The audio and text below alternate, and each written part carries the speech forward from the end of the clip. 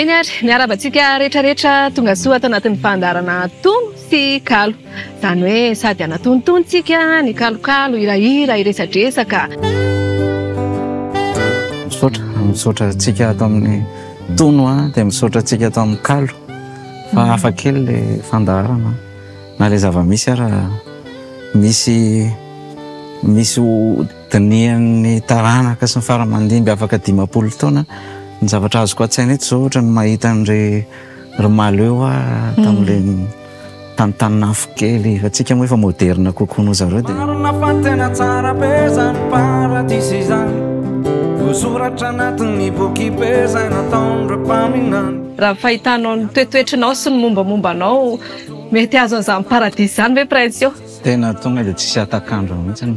afaka 90 taona eo